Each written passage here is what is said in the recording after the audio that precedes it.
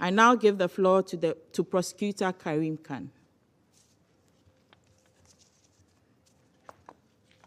Madam President, thank you so much for the opportunity of briefing the Security Council today. And I wish also to record my deep appreciation to the permanent representative of Libya, Ambassador Taha El-Sanani, for being present. Today is important because it's the first time that a prosecutor of the International Criminal Court has addressed this council from the soil of Libya. And it is also the first time the prosecutor of the ICC has been to Libya in a decade. And I'm really grateful for the support of UNSMIL, of the Special Representative of the Secretary General, Abdullahi Bathili, for his wonderful hospitality and support during this mission. My experiences over these last few days have reinforced something that has been clear for a while, that we need to do better, we need to be more relevant, and that justice can't be a value, it can't be an idea, it needs to be felt by the people of Libya.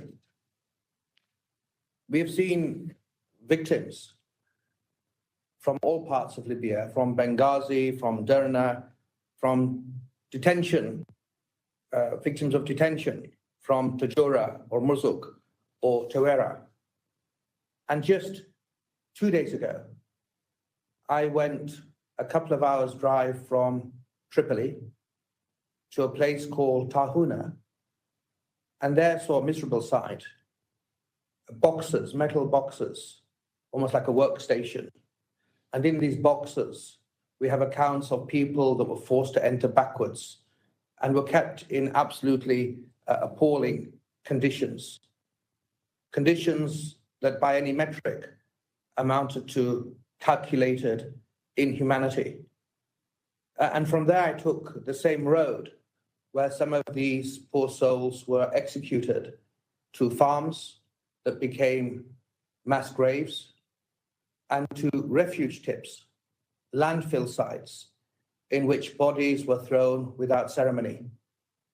And I think it's only right to applaud the really courageous work of the Libyan forensic experts, because amongst that detritus, with that plastic, with every waste product known to mankind, along with dead dogs and dead goats that we saw, they had an extremely difficult technical task of clearing away mounds of rubbish to find these individuals that had been thrown in.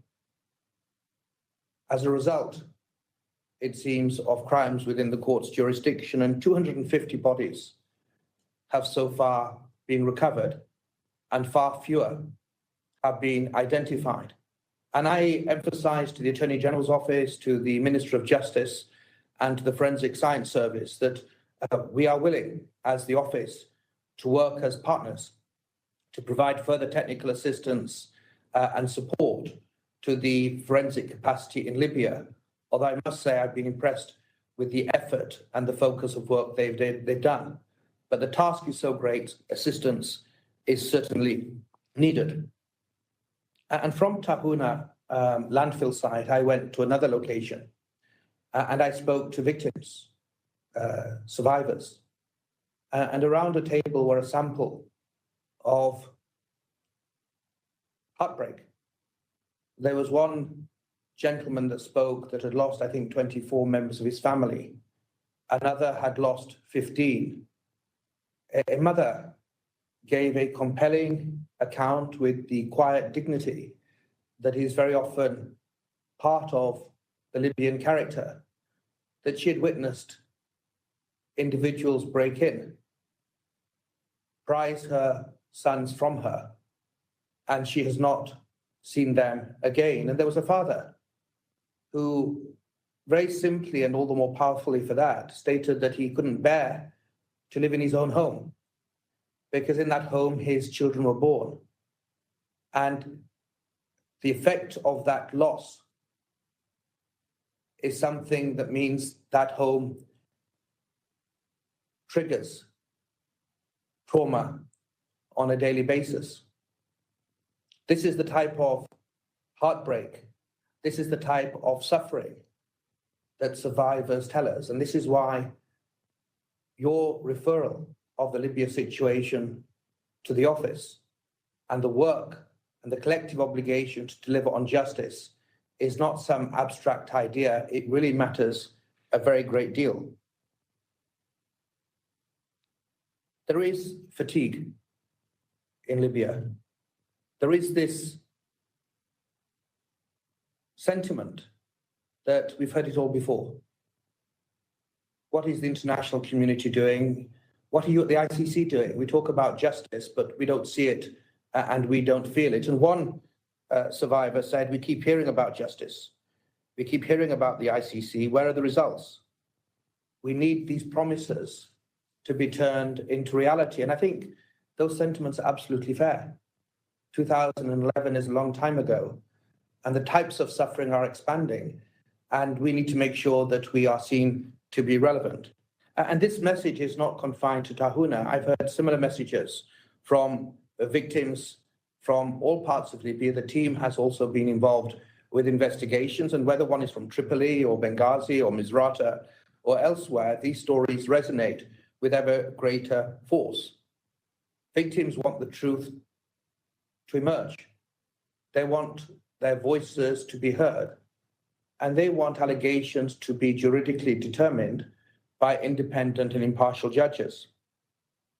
Now, I understand those frustrations, and I have a great deal of sympathy for them. And this is why, in my last report in April, I highlighted a new roadmap that hopefully would give greater results and greater transparency to our work.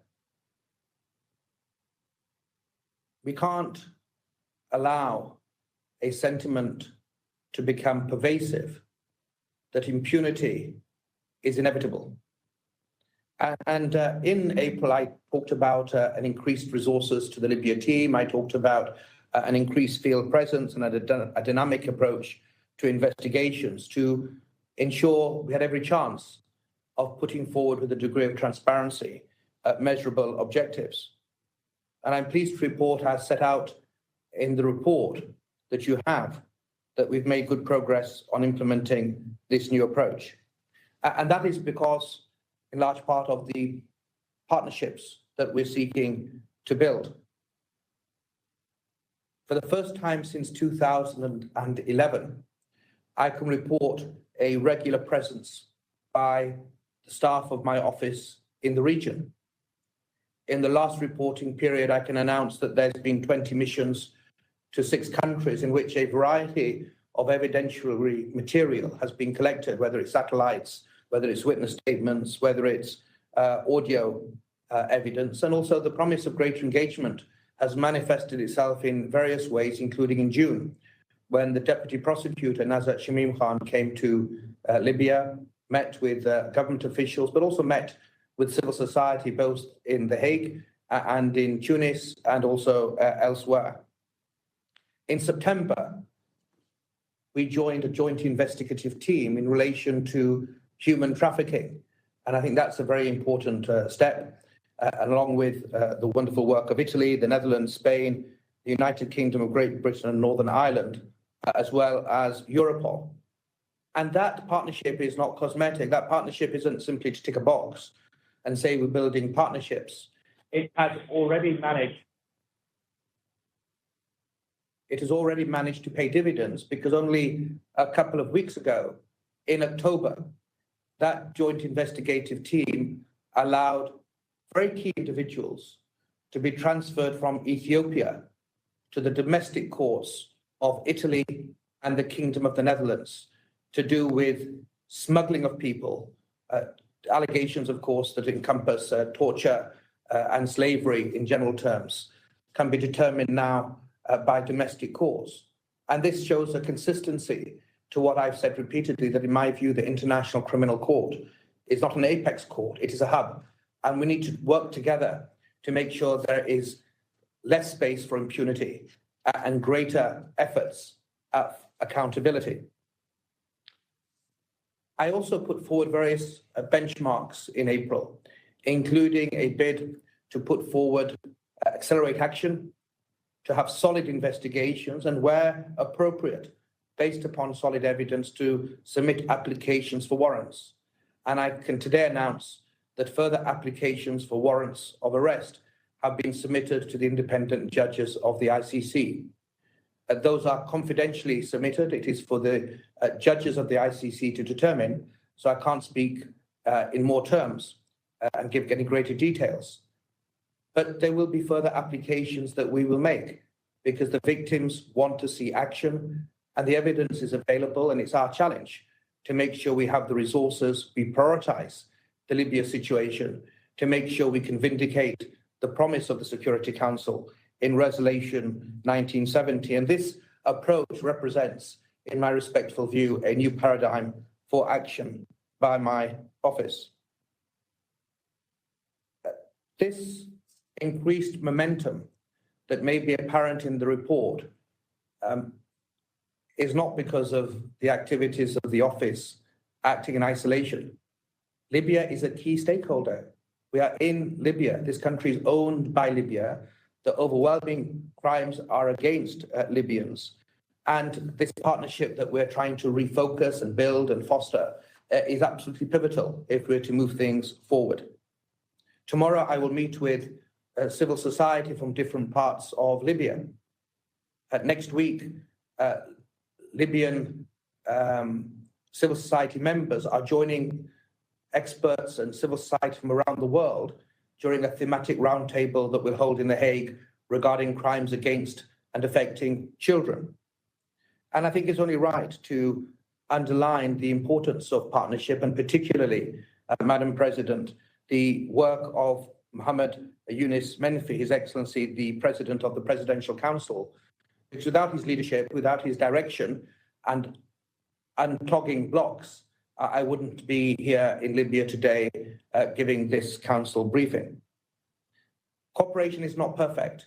We've itemized areas of difficulty. I've had candid discussions with the authorities here in Libya, but collectively, I think with candor, we can move things forward. And during the last few days, the meetings I've had with the Office of the Attorney General, with the military prosecutor, with the Minister of Justice, have also focused on trying to build complementarity, the obligation to work better, so we can achieve, not for the sake of the reputation of the Office of the Prosecutor or for the obligations of Libya pursuant to the resolution, but for the people, for the men and the women and the children of Libya who deserve nothing less. I also met yesterday with those in the East, and I met also with the military prosecutor in Benghazi, and also Field Marshal Khalifa Haftar. And there I was crystal clear. I made it clear that we had received evidence and information regarding allegations that of crimes committed by LNA troops. I said that those would be and are being investigated. And I underlined a common principle that I am refocusing the work of the office in Libya. We are trying to have a greater impact to make sure we can move forward with some purpose. And whether one is from the east or the west, whether one is in the north or from the south of Libya, whether one is a military commander or a civilian superior, there's an absolute prohibition on committing crimes within the jurisdiction of the court. And there's a fundamental obligation that's reverberated since Nuremberg, that military commanders or military superiors must prevent, must repress, and must punish crimes when they emerge. And there is absolute clarity on that point. And we expect, not as a favor, but pursuant to the plain terms of Security Council Resolution 1970, cooperation, so we can advance our mandate. Madam President, Excellencies, I think it's right at the end to return, if I may, to that poignant room in Tarhuna with the victims sitting around a table. And there was one lady that spoke at the end. In fact, when many other ladies had left, she stayed right to the end, and really in a very moving way, with poise, but with the tears perhaps only a mother or only a parent can shed. She said, Alhamdulillah, Alhamdulillah, my I accept the will of God. My son has gone. I can accept that, but I just want to know what happened and where he is so I can bury him. And in that moment, what can one say to a mother? Not a place for glib sound bites or some kind of pithy response. I simply paused. And the only words that could emerge from my lips were the words of the Quran, the prayer that Muslims say, Inna lillahi wa inna ilayhi rajiun. Inna lillahi wa inna ilayhi rajiun. That from God we come, and from God surely we shall return. This really shows what justice is about. It's really not about power. It's not about the powerful. It is about those that just want to have the very basics, to live in peace, and when they've suffered loss, to know what happened, and to have a modicum of justice because their loved ones' lives mattered like the world to them. So whilst there is a lack of belief in the delivery of justice, in the possibility of peace, I also emphasize that this is not mission impossible. If we are willing to forge new partnerships, if we're willing to look at new ways of working together, if we're willing to coalesce around human values, not just legal norms, but those legal norms emerge and spring from those human values, I do believe we can do much better in delivering justice for the people of Libya.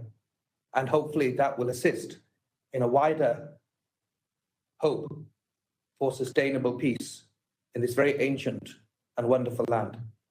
Thank you so much for the opportunity of giving this briefing to the Council. I thank Prosecutor Karim Khan for his briefing.